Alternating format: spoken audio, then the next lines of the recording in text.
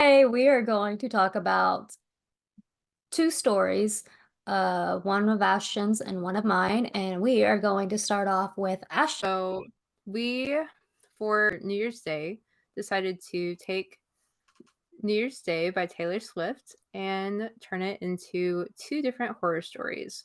Kayla and I, neither of us knew what the other one was going to do. So the fact that both of our stories happen to have a similar theme was complete coincidence, and I think that's awesome. My story is a Groundhog's Day type scenario where my character finds herself waking up on January 1st, 2024, over and over and over again, with the memories from her past several years just kind of like taking over her, and she is faced with everything that she has done in the past, and she knows that she did wrong. And so she has an opportunity to try to make things right so that way she can actually live 2023 all over again. Because when she wakes up again, she is back on January 2nd, 2023 all over again. And the story is just about the decisions that she makes, the people that she encounters that get her to the point where she is at New Year's Eve on uh of 2023. And I don't necessarily, we'll probably talk about the ending right now, but if that sounds interesting to you, the link to the video will be at the end of this, or actually in the description, so that way you don't have to click all the way to the end to do whatever. But anyways, that is a brief summary of mine. Mine is 57 minutes long, so prepare yourself. And Kayla is giving me a thumbs up. Hers was significantly shorter at 20 if you want something bite-sized, and hers is about My sweet little tiny, it's a baby. Mine is a story about a girl named, or a woman, I should say, Naomi, and her significant other, Ren, is acting really bizarre and weird and has been for the past 2, 3 weeks. And Ren decides to rent out a hotel for a New Year's Eve party, which she finds also incredibly weird because how does she get the money for that? Uh, and as she's at this party, she realizes throughout the night other people start acting a little strange, and uh, she starts to see things that aren't exactly pleasant. And she finds out by the end of the night that her girlfriend is not really her girlfriend, and something is taking the form of her significant other and also people at this party. And she's, yeah, it's my theory. I don't know how to explain. Here we go. Let's move on. I don't know why, but I'm so bad at describing my stories too. I'm just like, here is a story that I wrote. Like, You here, I can I wrote this. You can read it and then describe it to write me. write please Yeah. describe my story because I don't know. Like I wrote a story that took me 57 minutes to record, but please don't ask me to summarize it. Like I Yeah. literally don't know how. Maybe that's one thing Uh, we can work on throughout Indeed, if this you are a fellow project. writer, yeah. If you are a fellow writer, please let us know if we are not alone in this because I feel like everybody else just is flawless at this. It's a very important part of trying to pitch your stories to agents and all that. So this is probably something we should get good at. It is. But one thing that I am very proud of us for is that both of us managed to throw in like seamlessly the squeeze your hand 3 times in the back of the taxi line. Like I Yeah. smiled so much when I was like, I know what this is going to lead up to. Yes, and I have oh, I get to read. Um, I like how yours started out. It was a perfect mirror of the song, which is "There's glitter on the floor after the party once again," and I'm just like, oh, straight into it. Yes, I was just like, I'm gonna throw in as many like lines from New Year's Day in this as I possibly can, and I'm also gonna throw in ones from like other songs too. And I don't know if I'm gonna do those songs. I'm not Taylor Swift. I'm not trying to throw like a million Yeah. Easter eggs at you, but I had a question, and I don't know if it was me being like, yeah, I'm reading a story based off of a Taylor Swift song, and I heard this very common phrase that may or may not have been also when I heard you say everything has changed, and I was like, is this just the common phrase that's being said, or is it the song, or is she referencing everything has changed the song? Oh no, I am definitely referencing this song because I was like, you know what? At this point, I might as well. Cool. Yeah. Got it. I was just like, all right, I'm just gonna throw it in your face that this is Taylor Swift because I'm not, or at least for a lot of the rest of the story, it's not until like the end. Like I take like a really like long break. Like the Yeah. only thing that's like really emphasized throughout my story is like you'll be the toast of the town, babe. Just Yeah. like, how Well, am I gonna do this? I really like, well, that's the great thing about things being inspired by somebody is it's not an exact replica of the song just in story format. It's anything, even like the tiniest line or a vibe could be what inspires the story. So, Yeah. um, Like we're not talking about Ivy. Well, poor Ivy. what? Oh, okay. I just like look at me forgetting already what I said. Um, Because by the way, guys, this is the second story that Kayla has done. She has also done Ivy by Taylor Swift off of her Evermore, right? I really enjoyed a good bit of your description in here. Oh, Uh, thank you. I like the metallic rust hits my nasal cavities like a warning trigger, and I was like,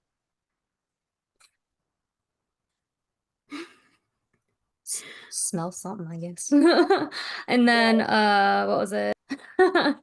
Was it Mhm. like the white marble once seen now covered with massacred bodies, ripped to shreds, left lazily discarded throughout the room. I was like, brutal. Yes. Yeah, I decided for my intro. By the way, if you can make it through my intro, actually, I was gonna say the intro is the most brutal part of my story, but depending, actually, it's not. So never mind. Just warning for mine, there are some strong sexual themes. I was not planning on that, but that's what ended up happening. yeah. And sorry, I found it. Remnants of sticky gray matter soaking in liquid. Well, I can't read my own handwriting. I'm so sorry. As if something had used the fingers as a serving knife. I was like, oh, that's disgusting. Yum. Yum. So Yum. what gave you the idea for this one? I mean, I know you were going off of New Year's Day, but in your head, as you were thinking of New Year's Day, what led it to this specifically? Um, actually, that's a really good question. So I started writing this um end of November. I think it was more about like the whole like please don't ever become a stranger whose laugh I could recognize anywhere. I really took that line and I was like, okay, what is she going to do so that way she will never lose this guy?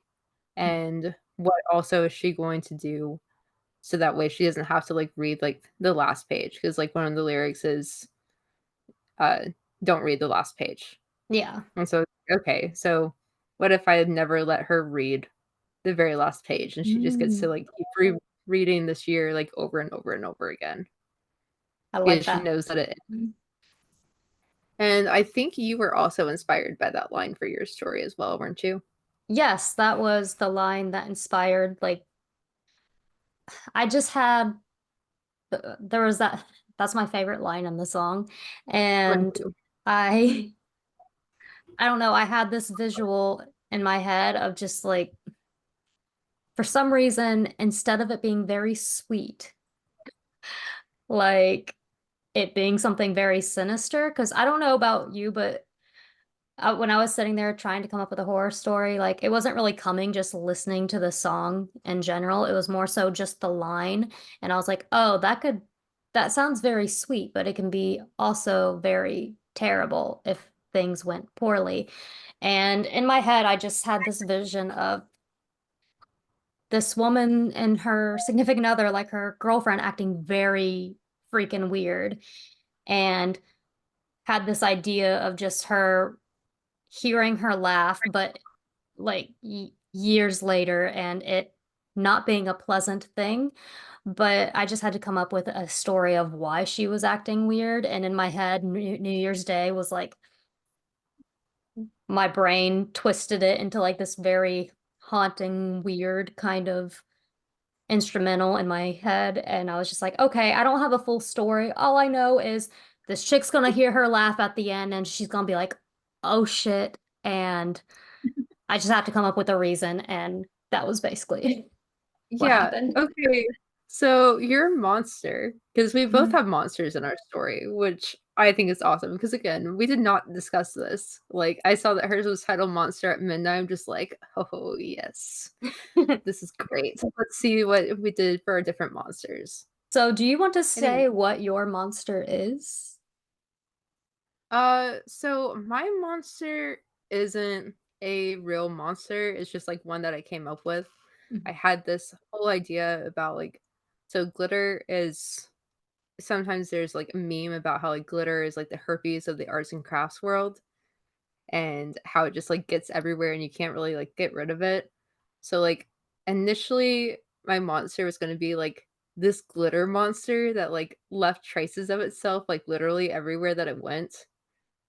And then it's just kind of like okay, like yeah, it could potentially still be that, but I kind of like the idea of like everything that she touches that's like memories from like all of the years in the past, just having traces from of glitter from like the New Year's Eve party. We keep Mhm. saying day because it's New Year's Yeah, Day I get gone. what you mean.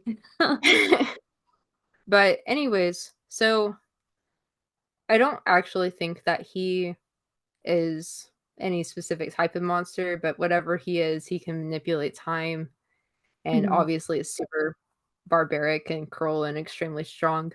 So, Yeah, you tell me if that is an actual monster because it probably is. I'm sure Andrew will let you know. Um, yeah, I noticed that I remember what was it?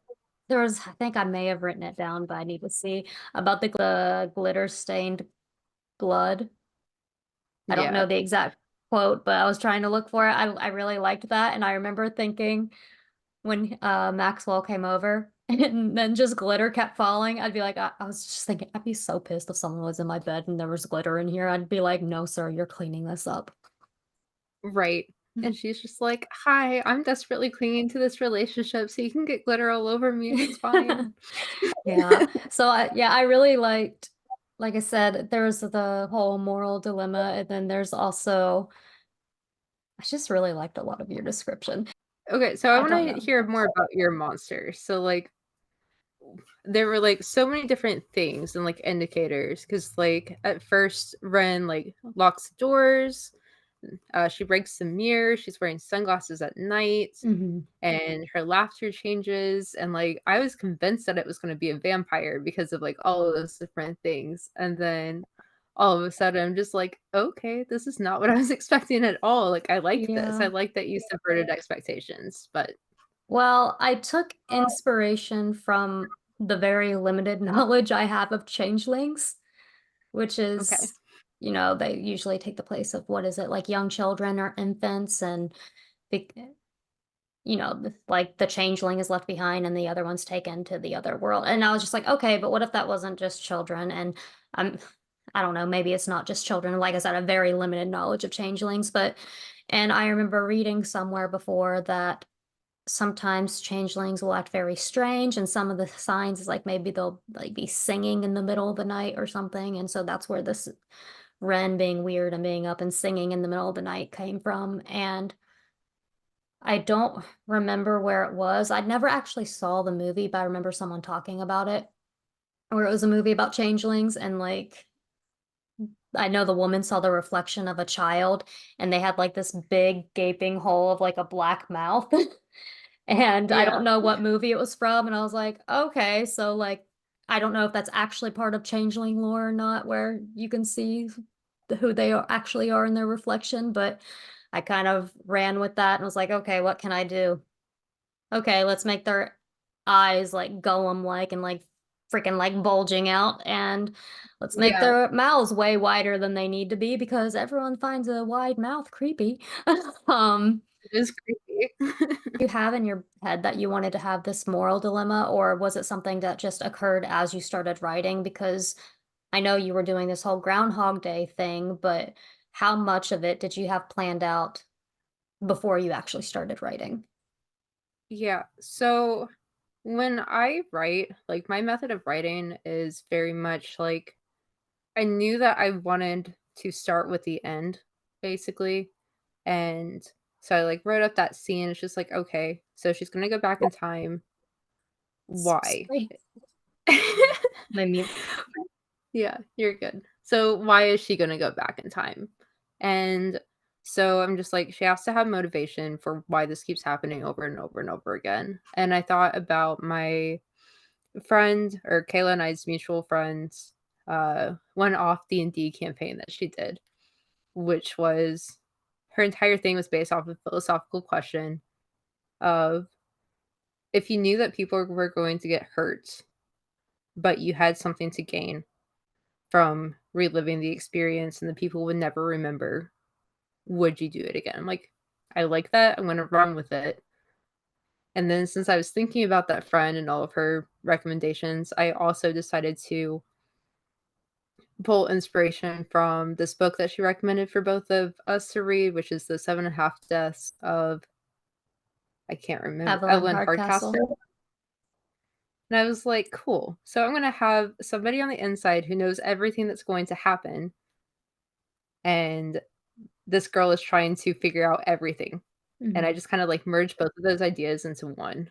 And then, like, everything else that happened, like, the characters told me what was gonna happen throughout the year. mhm. I didn't really know, like, what decision that the girl was gonna end up making at the end, and I'm still not going to tell you what my opinions are, you can form yours for yourself. What do you think? Do you think that Um, she relives it again, or do you think she I was under the impression that she was going to relive it again, but I don't know if you wanna tell me after this or if you wanna keep it a secret from everybody. I was under the impression that she was going to relive it over like, all over again, and I was like, "Girl, what are you doing?" But I really liked, the elements of kind of real life reality that you threw in there because when you were talking about how he was as good as divorced, I was like, "Oh, no." And then it's like, Yeah, "And his wife approves of our union." I'm like, "Are you sure about that?" And then you get to the point where it's just like, "You stupid bitch." I was yeah, like the things that we tell ourselves when we probably something else is saying otherwise. right. Oh, yeah, speaking of okay, so I know that, Ren and Naomi had been together for a while, but, like, it was 3 weeks of this. Did she not confront her really at all during those 3 weeks about all the She weirdness? did. I don't know if I accidentally left it out of my narration, um, because I have it written down, but I was in a big rush, and I know I had written down that she had confronted her and that she wasn't opening up, and she thought it really strange because they'd always had such an open relationship, so she just thought if she gave her some space, that that's maybe what she needed this time. And I'd even had it in there that they, like, had fought, but I remember I was trying to weave it in a more natural way, so I may have accidentally left it out when I narrated, 'cause I wrote this a lot quicker than I typically write stuff, and there are things that I may have left out on accident. Appreciate the fact that you take the writer's role very seriously, where you should always start in the middle of an action sequence. Do you Oh, start most of your stories like that? Because I think you started Ivy that way as well. do I? If I do, it's not something I really ever thought about. I know you're typically not just supposed to start a story with someone waking up, which surprise everyone. This one starts with someone waking up. But I tend to ignore that. Like I tend to take that more so you shouldn't start it if they're waking up and doing basic mundane things. I personally, and a lot of people might not agree with me with it, but I personally think it's okay for people to wake up and have something unusual happen. But I don't Yeah. know. I guess I do because I just started the one that I'm going to be doing next month. I just started that and have like almost a full handwritten page down, and that one starts with an action as well. So I guess I do it. Right. Whether you realize it or not. Yeah, I never really thought about it, Yeah. but I do like how you started yours though, because it really kind of like because like the entire feel of your story is kind of like a mystery to me. And I like how you really just started off with like the intrigue. It's just like, okay, like what is this thing that she's hearing and like how she's going and like checking on her girlfriend and like you're just like this weird mysterious like you just like hit it right on the nose right from the very beginning that this is what your story is going to be about. uh good. It was supposed to make people go like, "What the heck?" Because I am not if I'm writing something in a time crunch, I'm not about to pour, especially if I don't have it in mind like months in advance. I'm not about to pour a bunch of research into it when I don't have the time, when I have to work and then do all this other stuff too. So I was like, I'm taking the basic stuff that I know from this inspiration, bam, putting it down. And if people don't like it, then whoopsie, oh well. Um, but yeah, I had a question. This is like I'm about to switch gears like really quickly. I had a question about the snake and Lola. Okay. Cause I was like, but Yeah, cause didn't he bite the other girl? And then I was so that I was a little yeah, that was something that I accidentally messed up on and didn't realize. So I don't think it was obvious in my story, but the girl, the main character, Scarlett, is the one who kills Lola, okay, and cause I did like not make that obvious, like, I think I skipped a line or 2. okay, well, cause where was it? I Not have that that on answers your here. question, but Yeah, no, you did. I have in here and I'm trying to find it where it's like okay. yeah, So maybe I was like, oh, maybe Lola's. I have it in here. I'm not going to find it right now, but I know I have written down, oh, so maybe Lola's doing things. Nope. Oh, okay. Well, oh shit, is Scarlett the one doing it? And then at the end, like, oh no, it really was Maxwell because like the, so it's like I kept going like back and forth and so I didn't know if it was me just not following simple events or if you were really good at throwing people off and I was just because I was like I'm like, am I not following something that's supposed to be obvious, or is it supposed to throw me off and then this is a good thing? Because I was like, at first I was like, it's got to be Maxwell. Like it's always the dude who's doing the yeah, things, and then it was like, oh no, his wife kind of angy, and then yeah, and then like they were there and I had written down in here somewhere about like, okay, well maybe Scarlett actually did do something because it had a mention of him coming back and her being in her negligee and like the champagne or something like that. yeah, And that's exactly what was there when she went over there. So I was like, oh, so maybe she did something. But then like he like seemed like he I don't know what I can say on here. Uh did something to where she was not in complete control of herself. And so then I was like, oh wait, no, maybe it was him. So I was yeah. like I didn't know if you were purposely throwing us off or if I was just stupid. Yes, and I just kinda, like, dropped the ball on that a little bit. So that scene was supposed to go where there were hints that he was trying to cover it up for her. And, like, Okay. he was trying to make it look like because he knew that there was a PI, and so he was trying to make it look like he did things even though she was already dead by the time that he came around and found Gotcha. her. Okay. I wouldn't say you dropped the ball because some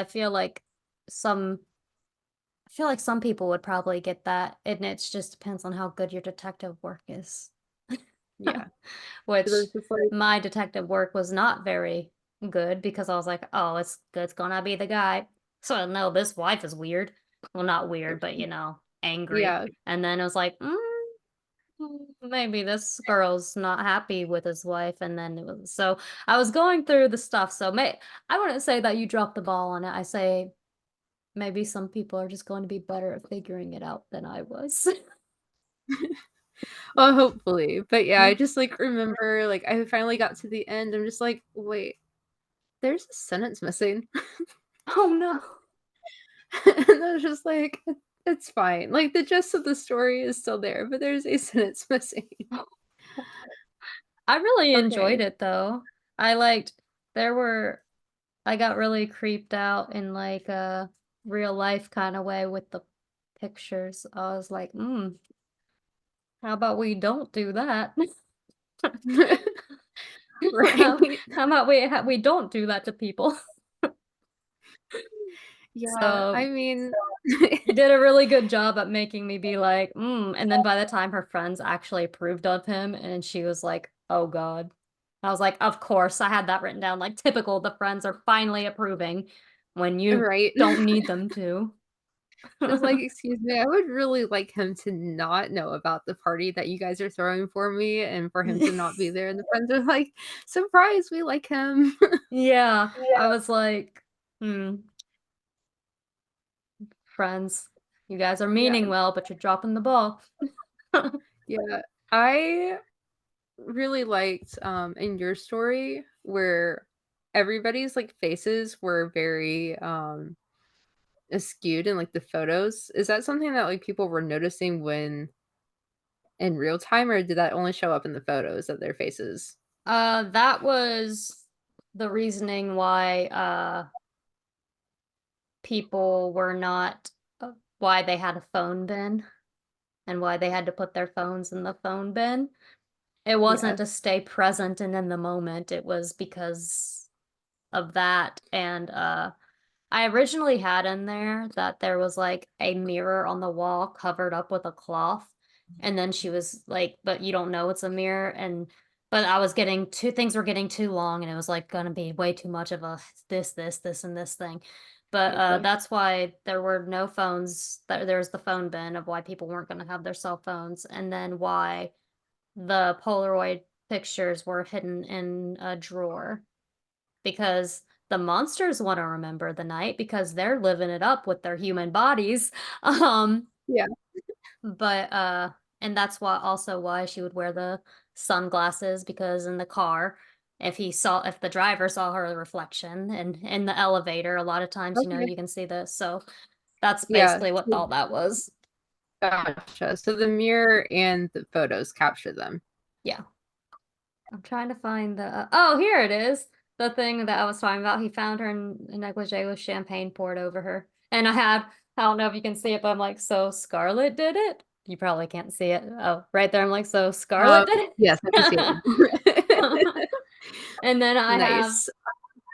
oh, nope. Is it Maxwell? Did he roofie her? And then as I was listening, then you mentioned the roofie. I really like the bit about how she wakes up and she writes down notes for herself, but then she just forgets too quickly. And so it's like Maxwell is I'm just like, is a what? It's a great boyfriend and you love him, He's a wonderful, obviously, wonderful man. right? So Like, I he is liked not that. somebody who brutally murders your family and your friends every single year. Yeah.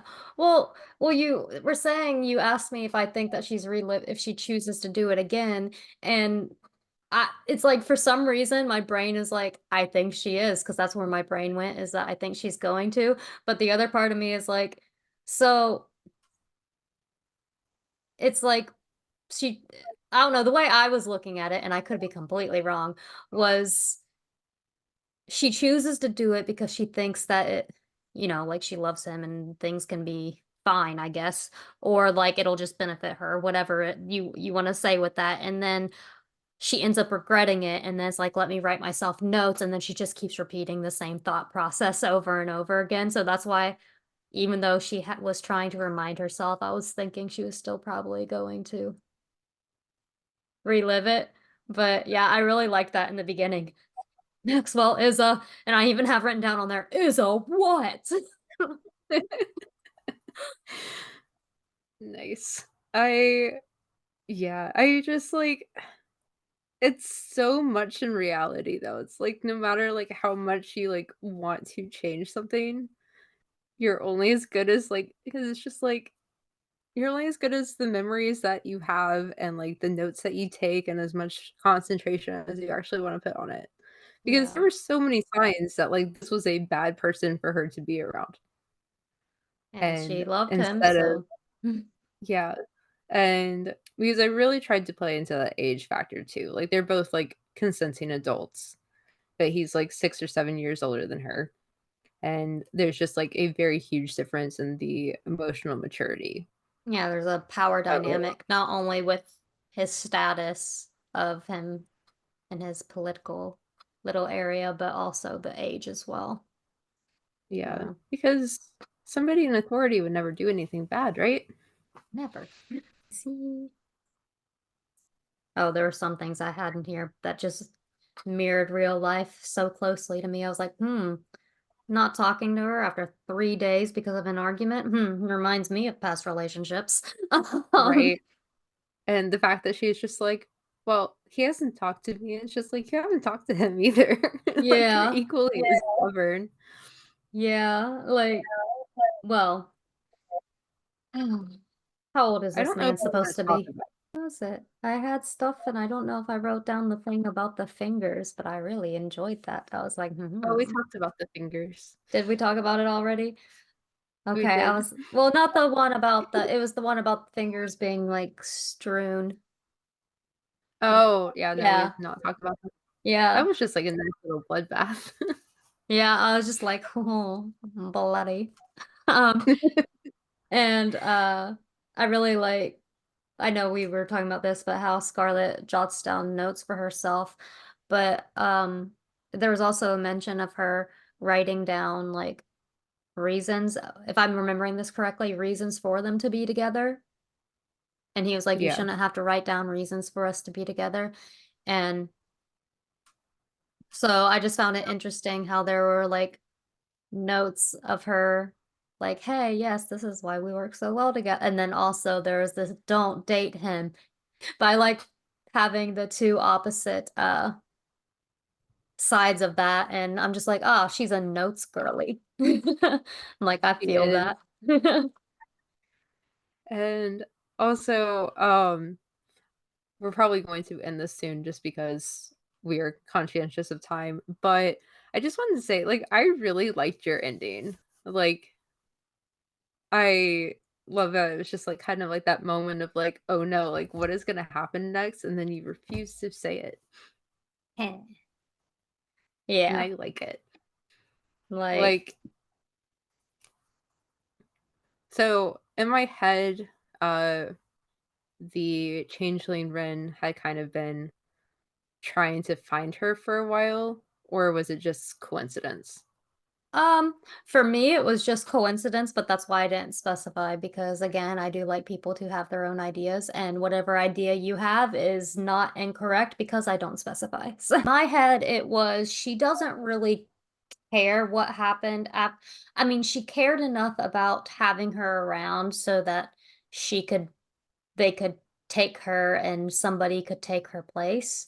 But once she was gone, it was like, okay, I guess, like whatever, bye.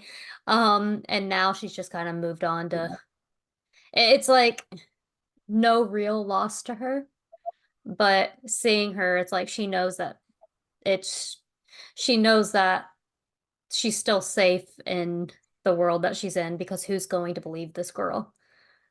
Because right, silly humans, they're right? not gonna believe this I stuff. mean, the officer shows up and Penny's right there. Mhm.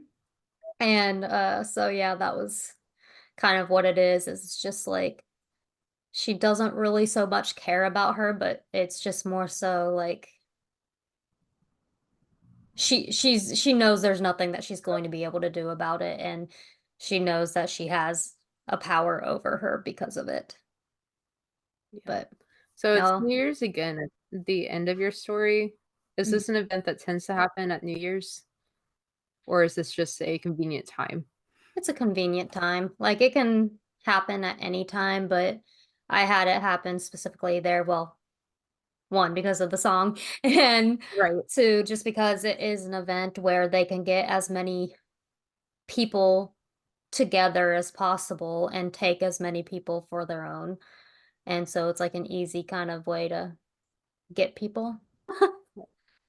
Oh, and then one other question. Mhm. What happens to the changeling's original form? Does it just, like, become the body and, like, it loses its original body, or, like, what happens in this, like, lore of yours? Yeah. Well, first, I don't know if I can necessarily call them changelings. I took inspiration from changelings. In my head, they are they've got their little magic thing going on. So when they touch them, they are able to take the form of their body, but it's like it's almost like a what's the word I'm looking for?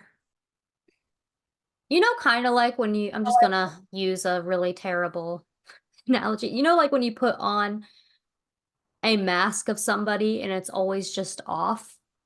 Like you Yeah, can put on a Halloween mask and it's never going to look real. right. That's basically what it is. It's like it can fool the human eye, but it's not going to fool like a camera or a mirror.